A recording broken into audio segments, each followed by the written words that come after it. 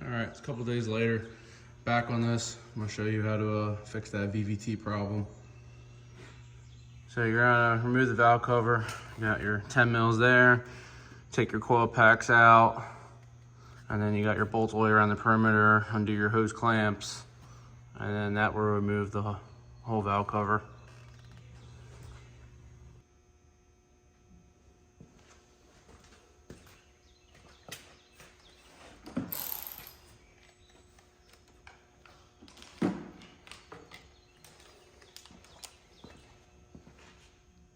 That's the part we're putting in as well.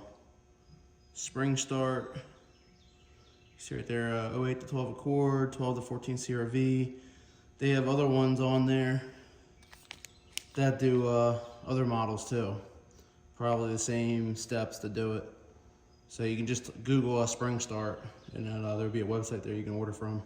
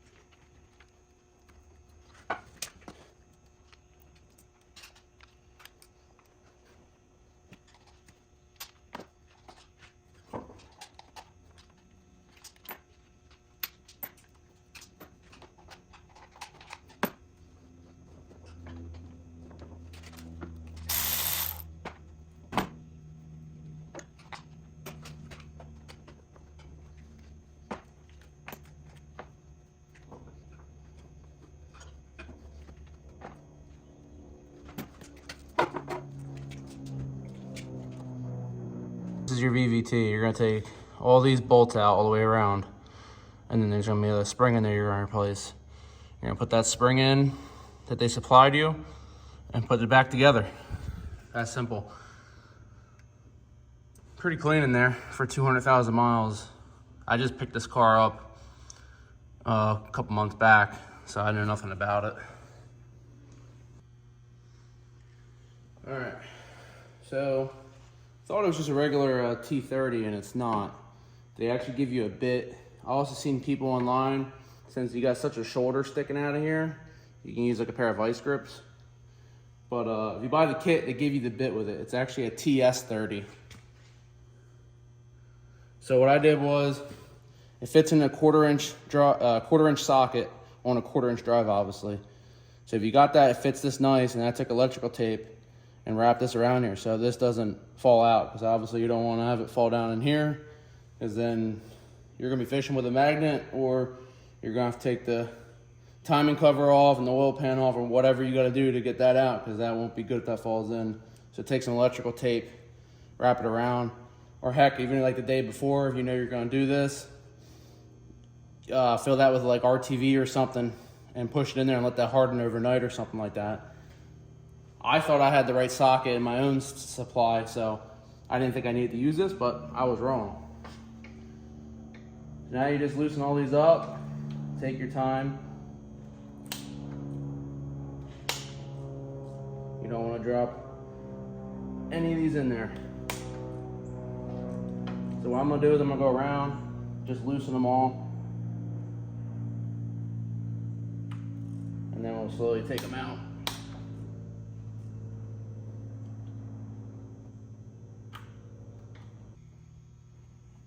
There's the plate. So right down the bottom here is your spring.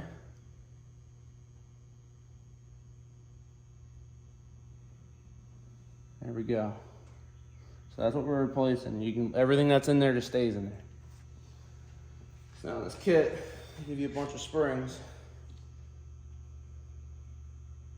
You just match it up to the one that is close to the same, but it's heavier.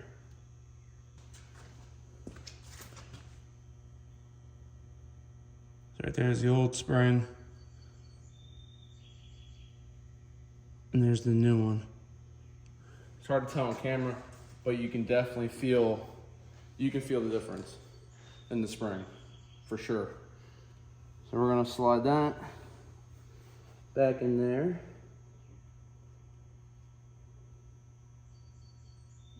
Okay. And then I'm going to take all the bolts, spray over brake clean, quick, and I'm gonna get some blue Loctite for the threads. I advise you to put blue Loctite on there. Last thing you want is these to back off. Take all those bolts out, like I said. Mark the top of where this plate goes on. Pull out the spring. Find the spring in there that's heavier, that fits. Slide the spring in. Clean, like I said, clean your bolts. Put a little bit of Loctite, blue Loctite on them.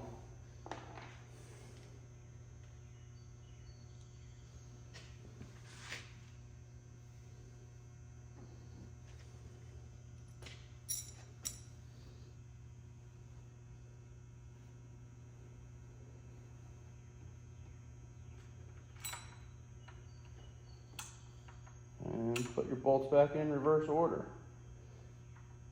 Get them all started, and then work 2 of them in, and then work the rest in, because it's got to compress that spring back in.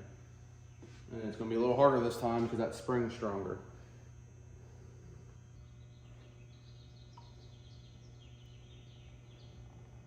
Got 2 left, but my electrical tape is starting to loosen up, so I'm going to just make sure that's on there good.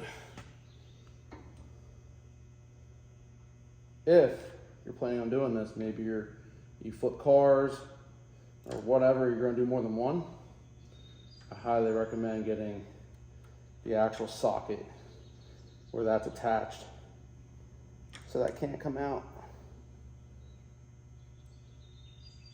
If I do another one, I will be buying the right socket. I won't be doing it this way.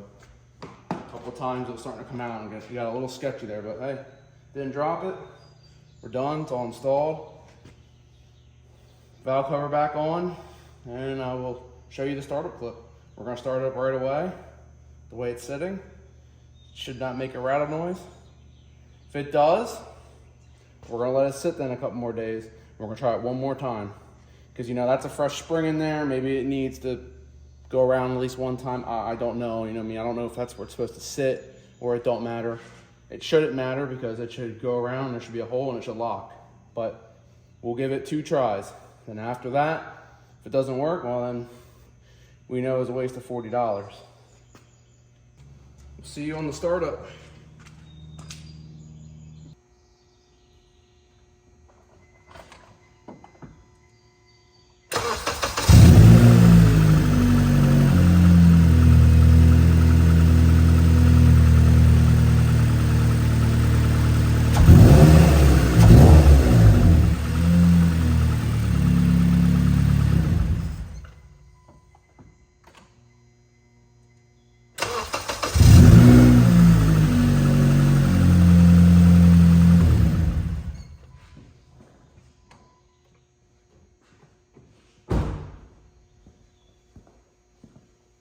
All right, thanks for watching.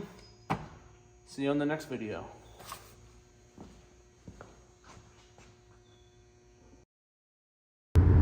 So update, put 2,000 miles on the car and the spring is only working half the time now.